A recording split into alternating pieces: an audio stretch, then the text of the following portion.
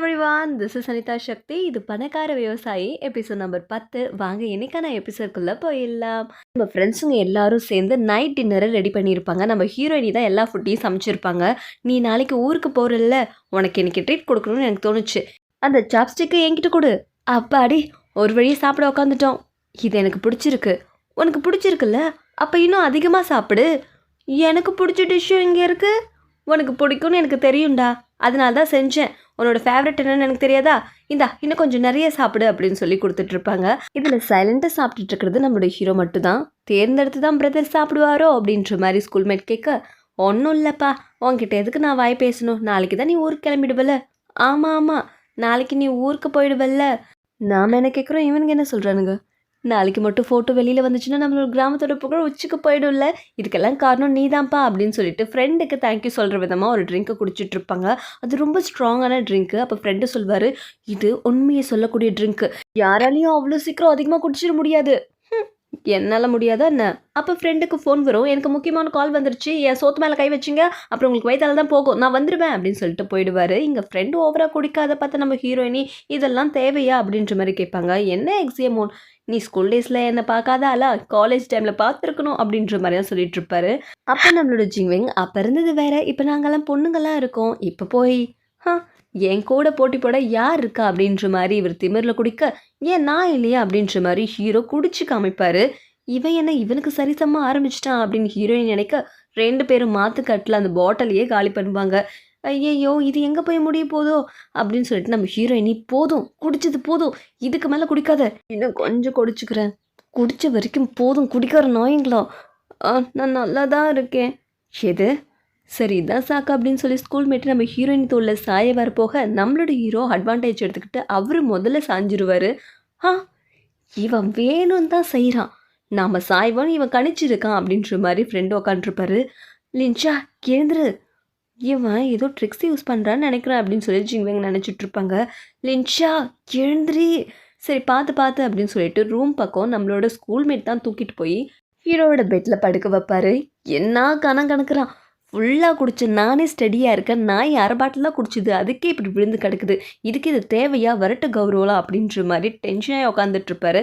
அப்போ நம்மளோட ஹீரோயினி ஷூவெல்லாம் அட்ஜஸ்ட் பண்ணி விட்டு, அவன் ரெஸ்ட் எடுக்கட்டும், நம்ம வெளியில் போகலாம், நாளைக்கு வேறு நீ ஊருக்கு போகிறல அப்படின்ற மாதிரி நம்ம ஃப்ரெண்டை பார்த்து கேட்டுட்டு இருக்கும்போது, என்னை வழி அனுப்ப நீ வரமாட்டியா அப்படின்னு சொல்லி அவர் கேட்க, கண்டிப்பாக எந்த டைம் போகிறேன்னு சொல்லு அப்படின்னு சொல்லி இவங்க கேட்டுட்ருப்பாங்க. அப்போ நம்மளோட ஹீரோ, என்ன வளவலன்னு அந்த நாய்கிட்ட பேசிகிட்டு இருக்க, இங்கே வா அப்படின்னு சொல்லிட்டு நம்ம ஹீரோயினியை அவங்க 2 பேர் முன்னாடியும் இழுத்து பிடிச்சி பெட்டில் தள்ளி அப்படியே கண்ணோடு கண் பார்த்து, எக்ஸியமோன், இது எவ்வளோ நாளைக்கு நீடிக்கும்னு எனக்கு தெரியல, நீ இதோட எண்டை எங்கே வச்சிருக்க அப்படின்ற மாதிரி உண்மையை உளர ஆரம்பிப்பார். இவங்க 2 பேருக்கும் இவன் என்ன சொல்ல வரான் அப்படின்னு சொல்லிட்டு வித்தியாசமாக பார்த்துட்ருப்பாங்க. இதோட உண்மை எது பொய் எதுன்னு என்கிட்ட நீ சொல்ல மாட்டியா அப்படின்னு சொல்லிட்டு ஹீரோயினிக்கிட்ட கிஸ் பண்ணுற மாதிரி வந்து மிஸ் ஆகி பெட்டில் விழுந்துருவார். அப்போ நம்மளோட ஃப்ரெண்டு, அதாவது ஸ்கூல்மேட்டு தலையெழுத்து, அப்போ இவங்களுக்குள்ளே ஏதோ ஒன்று இருக்குது அப்படின்னு சொல்லி 2 பேருமே புரிஞ்சுப்பாங்க. பத்தாததுக்கு ஸ்கூல்மேட் வேற ஒரு முறைச்சிட்ருப்பாரு. இப்போ போய் இவன் இதெல்லாத்தையும் உளறி கொட்டிட்டானேன்னு நினச்சி நம்ம ஹீரோயினி வீட்டுக்கு வெளியில் வந்து உட்கார, நம்ம ஜிங்வெங்கும் கூடவே வந்து உட்காருவாங்க.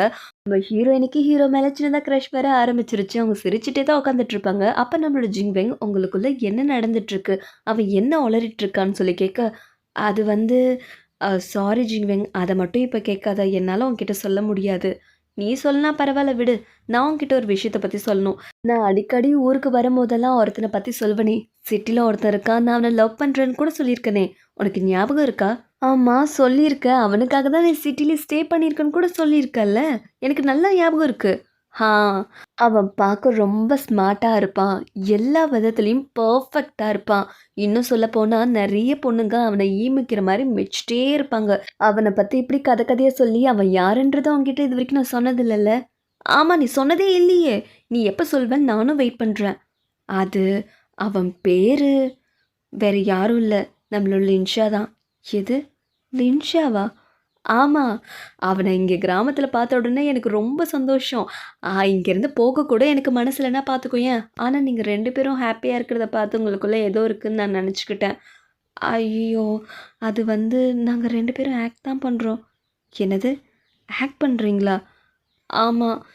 அப்படின்னா எனக்கு ஒரு உதவி செய்கிறியா? ப்ளீஸ் ஒரு ஃப்ரெண்டுன்ற முறையில் கேட்குறேன். எங்கள் 2 பேரையும் எப்படியாச்சும் நீ சேர்த்து வைக்கணும். நீங்கள் 2 பேரும் ஒன்றா இல்லைல்ல? அப்போ அந்த இடம் எனக்கு கொடுக்க முடியுமா ப்ளீஸ்? அது வந்து அப்படின்னு சொல்லி தயங்குவாங்க. அடுத்த நாள் காலையில் நம்ம ஹீரோ வயலுக்கு போயிடுவார். எதுக்கு வந்தோன்னே தெரியாத பெரிய பணக்காரன் விவசாயாவே மாறிட்டாரு. இவரை பார்க்கறதுக்காக ஸ்கூல்மேட் அவசர அவசரமாக ஒரு ஸ்கூட்டியை கடை வாங்கிட்டு வர, இவன் இங்கே தான் இருக்கானா? இங்கே என்ன பண்ணிட்டு இருக்க பிரதர்? நீ இன்னும் ஊருக்கு கிளம்பல? நான் இங்கே தான் இருக்க போகிறேன். ஓ, இருந்துட்டு போ அப்படின்ற மாதிரி அவர் அவாய்ட் பண்ணிட்டு போவ, எனக்கு ஒரு உண்மை தெரிஞ்சிருச்சு. உனக்கும் எக்ஸியமோனுக்கும் நடுவில் ஒன்றுமே இல்லையாமே, 2 பேரும் நடிக்கிறீங்களாமே, உண்மையா? யார் இந்த விஷயத்த உன்கிட்ட சொன்னா? யார் சொன்னா என்ன? ஜிங்வெங் தான் சொன்னா. ஜிங்வெங்க்கு எக்ஸியமோன் தான் லாஸ்ட் நைட் சொன்னலாம். அப்படியே இருக்கட்டுமே, அது எங்கள் 2 பேரும் பிரச்சனை. உனக்கு என்ன வந்துச்சு? எக்ஸியமோனை உன்கிட்ட விட்டு கொடுப்பேன்னு மட்டும் நினச்சிடாத. அதையும் பார்க்கலாம் போடா.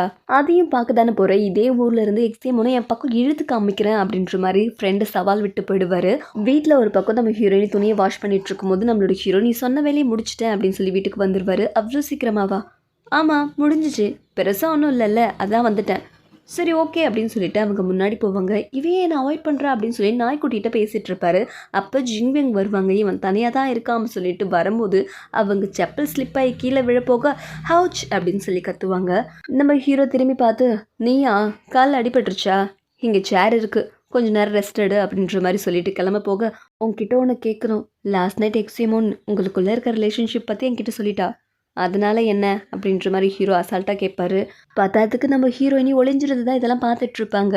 அப்போ நாம தான் ஓவராக திங்க் பண்ணிக்கிறோம் போல அப்படின்னு சொல்லி ஹீரோ போக ட்ரை பண்ணும்போது இன்னொரு முக்கியமான விஷயம், உங்களை எனக்கு ரொம்ப பிடிச்சிருக்கு அப்படின்னு சொல்லிட்டு அவங்க லவ்வை சொல்லிடுவாங்க. இவன் என்ன சொல்ல போகிறேன்னு நம்ம ஹீரோயினி காத்துட்ருக்க, ஓவராக பகல் கனவு காணாத கொஞ்ச நாள் தான் நான் இங்கே இருப்பேன் அப்படின்ற மாதிரி ஹீரோ சொல்லிட்டு போயிடுவார். அதுக்கப்புறம் நம்ம ஹீரோயினியை வயலில் போய் சந்திச்சு நீ எதுக்காக நம்மளோட கதையை எல்லாருக்கிட்டையும் சொல்லிட்டு வர அப்படின்ற மாதிரி கேட்கும்போது நம்ம ஹீரோயினி பதிலே பேச மாட்டாங்க. இவன் நம்மளை அவாய்ட் பண்ணுறான்னு அவர் கிளம்புவார். ஒரு நிமிஷம், எனக்கு நமக்குள்ளே நடக்கிற அக்ரிமெண்ட் பற்றி தெரியும், அது எனக்கு ஞாபகமும் இருக்குது. உனக்கு அப்படின்ற மாதிரி அவாய்ட் பண்ண கேட்க எனக்கும் ஞாபகம் இருக்குது. நானும் ரொம்ப நாளைக்கு இங்கே இருக்க போகிறது கிடையாது. எனக்கும் உன்னோட ஃபியான்ஸே நடிச்சு போர் அடிச்சு போச்சு அப்படின்னு பேசிகிட்டு இருக்கும்போது நம்மளோட ஹீரோயினியை பார்த்து நான் உன்னை குறைச்சி மதிப்பிட்டுட்டேன், நல்லா தான் நடிக்கிற அப்படின்ற மாதிரி சொல்வார். ஆமாம், நான் நல்லா தான் நடிக்கிறேன் சொல்லிட்டல, கிளம்பு அப்படின்ற மாதிரியெல்லாம் இன்சல்ட் பண்ணிட்டு இருப்பாங்க. வார்த்தையை மட்டும் விடாத அப்படின்ற மாதிரி ஹீரோ சொல்லிட்டு இருப்பாரு. அதோட இந்த எபிசோட் முடியுது. Next episode